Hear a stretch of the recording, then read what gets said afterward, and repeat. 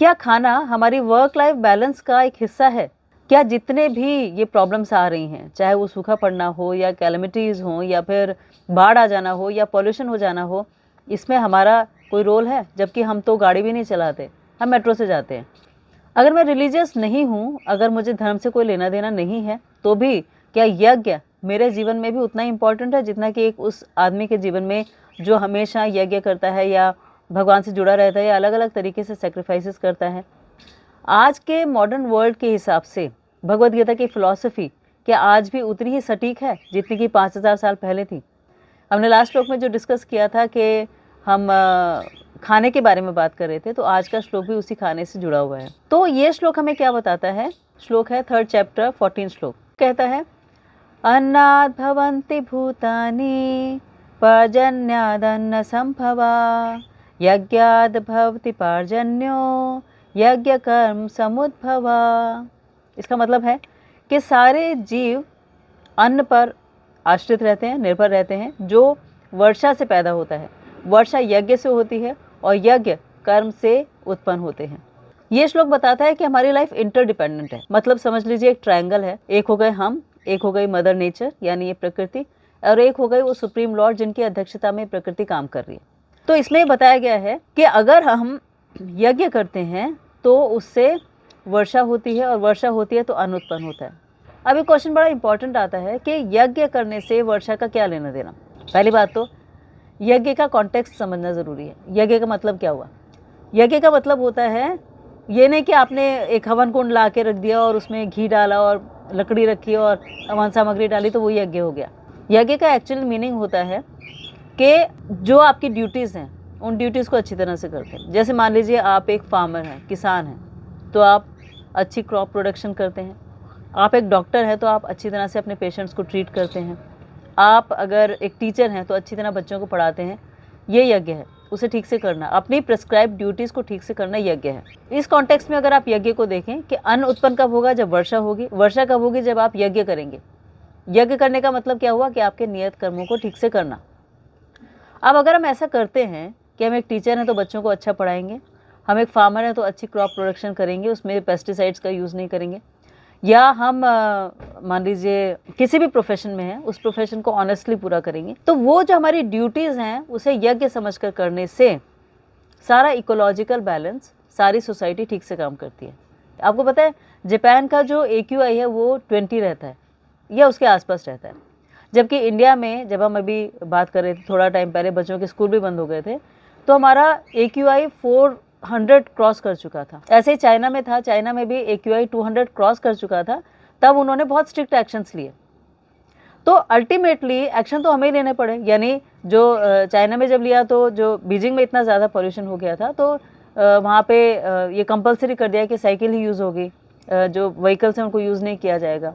या जापान में अगर इतना AQI कम है तो इसीलिए है क्योंकि वहाँ पे लोग पब्लिक ट्रांसपोर्ट ज़्यादा यूज़ करते हैं, बहुत कॉशियस रहते हैं छोटी छोटी चीज़ों के लिए, सफाई रखते हैं, बहुत ज़्यादा हॉर्न नहीं बजाते हैं, साइकिल बहुत ज़्यादा यूज़ होती है, या जो गाड़ियाँ उनको कम से कम इस्तेमाल करते हैं। छोटे छोटे एक्शन से एक इतना बड़ा रिएक्शन मिला कि वहाँ का AQI 20 रहता है और एकदम क्लियर स्काई है, बिल्कुल पॉल्यूशन नहीं है। और यहीं अगर हम अपनी बात करते हैं तो पटाखे जलाने से पराली तक, या पॉल्यूशन जो हम व्हीकल्स, जैसे एक गाड़ी में एक आदमी बैठा हुआ है तो भी वो गाड़ी लेके जा रहा है, तो छोटे छोटे हमारे एक्शन से इतना ज़्यादा पॉल्यूशन हो गया। कहीं किसी ने उतारा तो नहीं है आसमान से कि इतना पॉल्यूशन आपकी कंट्री में होगा या आपकी सिटी में होगा। तो यज्ञ करने का मतलब यही है कि हम अपनी रोल्स एंड ड्यूटीज़ को एक वाइडर लेवल पे समझें। जैसे अर्जुन है, अर्जुन को भगवान क्यों बता रहे हैं यहाँ पर सारी चीज़ें? क्योंकि आप देखिए कि अर्जुन के यज्ञ का क्या मतलब है कि अर्जुन एक क्षत्रिय होने का जो दायित्व है उसे निभाए, कि वो क्षत्रिय है, उसे युद्ध करना चाहिए, उसे दुर्योधन को परास्त करना चाहिए ताकि जो युधिष्ठिर है वो राजा बन सकें। तो अर्जुन के लिए यज्ञ यही है, और ये यज्ञ करने से ही जो बैलेंस है वो बना रहेगा, चाहे वो सोसाइटल बैलेंस की बात करें या इकोलॉजिकल बैलेंस की बात करें। क्योंकि अच्छा राजा तो अच्छी प्रजा, और अच्छा राजा होगा तो वो सारी चीज़ों को केटर करेगा, सारी चीज़ों के बारे में सोचेगा, एक अच्छा एडमिनिस्ट्रेटर होगा।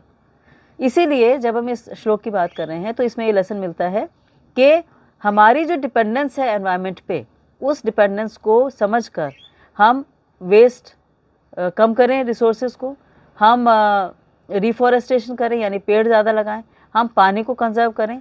और ये ही यज्ञ है। यज्ञ का मतलब होता है कि अपनी ड्यूटीज़ को सेल्फलेसली ऐसे समझ के करना कि हमारी ड्यूटीज़ से बाकी लोगों को बहुत फ़ायदा होगा। तो वो छोटी छोटी ड्यूटीज़ जो हम करते हैं वो यज्ञ है। अब इसे अपने कॉन्टेक्स्ट में देखें तो जो भी सेल्फलेस एक्शंस हम कर रहे हैं, चाहे वो ऑनेस्टली अपना काम करना, ईमानदारी से काम करना हो, या वॉलंटियर करना हो।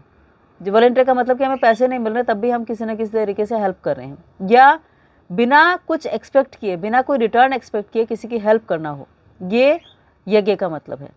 यज्ञ का मतलब ये भी है कि जो एनवायरमेंटल बैलेंस है उसके लिए हम कुछ ना कुछ काम करें, वो भी यज्ञ है। और जो भी हम कर रहे हैं उसमें हम एक्नॉलेज भी करें कि सोसाइटी से या नेचर से हमें इतना कुछ मिल रहा है, तो जो कुछ मिल रहा है उसके बदले हमने क्या किया, और जो मिल रहा है उसको हम वैल्यू करना सीखें। तो जब हम सेल्फलेस हो जाते हैं, जब हम एक्नॉलेज करना शुरू कर देते हैं, तो फिर हम वेस्टेज बंद कर देते हैं। आप जानते हैं शादियों में जितनी बर्बादी होती है खाने की, वो बर्बादी को अगर रोक दिया जाए या वो उस खाने को हम इकट्ठा करें, तो जो स्लम एरियाज़ है ना हमारी कंट्री में, वो स्लम एरियाज़ पूरे फीड हो सकते हैं। इतना खाना वेस्ट होता है। तो ये वेस्टेज हमारी ख़त्म हो जाती है जब हमारी एक्नॉलेजमेंट शुरू होती है, या हम ये समझने लगते हैं कि ये जो हम कर रहे हैं अपनी ड्यूटीज़ को ठीक से ना करना, जैसे कि आपने पानी आधी बॉटल पिया, आधा छोड़ दिया, तो ये आपने अपनी ड्यूटी को ठीक से पूरा नहीं किया, आपने फूड को नहीं बचाया। बहुत सारी कंट्रीज ऐसी भी हैं दोस्तों जिसमें ये पाबंदी है कि आपकी पेइंग कैपेसिटी अच्छी है, आप खरीद सकते हैं, तो भी आप अपना खाना वेस्ट नहीं कर सकते। आप जब उठेंगे तो अपनी टेबल पे या अपनी प्लेट में कुछ भी छोड़ के नहीं उठ सकते। तो ऐसी रिस्ट्रिक्शंस लगाना, अगर ये बाहर से इम्पोज करनी पड़े तो बाहर से, लेकिन अंदर से अगर हम लगा लेते हैं, अपने आप को समझा लेते हैं, तो ये यज्ञ है।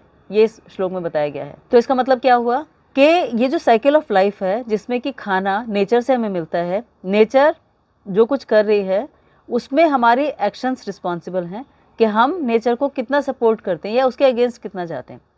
तो अगर हमारी रिस्पॉन्सिबिलिटीज़ हम ठीक से पूरी नहीं कर रहे हैं, नेचर के साथ हार्मनी में काम नहीं कर रहे हैं, हार्मनी मतलब एक साथ होके काम नहीं कर रहे हैं, तो वो हमारे एक्शंस जो हैं वो पूरे के पूरे एनवायरनमेंट पे रिफ्लेक्ट करते हैं और उससे वर्षा नहीं होती, और वर्षा नहीं होगी तो हमें खाना नहीं मिलेगा। तो ये इसका क्रक्स है। तो बेशक आप भगवान में विश्वास करें ना करें, बेशक आप यज्ञ करें ना करें, लेकिन सिर्फ दूसरों को अच्छे से सर्व करना, एनवायरनमेंट को ठीक से समझना और नेचर की रिस्पेक्ट करना, नेचर की केयर करना, ये श्लोक से आप सीख सकते हैं। इसलिए ग्रैटिट्यूड एक तरीका हो गया, जो भी तरीके से हम सोसाइटी को कंट्रीब्यूट करें वो तरीका हो गया, और एक अच्छा माइंडसेट हमारा हो जिससे कि हम अपना इम्प्रूवमेंट भी कर सकें और लोगों का भी कर सकें, ये इससे हम सीखते हैं। तो आपने आज के लिए इतना टाइम निकाला, इसके लिए आपका बहुत बहुत थैंक यू, धन्यवाद, शुक्रिया। प्लीज़ अपना बहुत ख्याल रखिएगा और भगवद गीता को एक ऐसा मैनुअल समझ के पढ़िएगा जो कि हमारी लाइफ को ज़्यादा अच्छी तरह से लीड करने में, हमारी सोसाइटी को अच्छी तरह से लीड करने में हेल्प कर सकता है।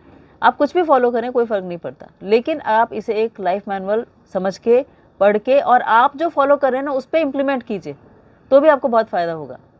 सो आज के लिए बहुत बहुत thank you, thanks for watching.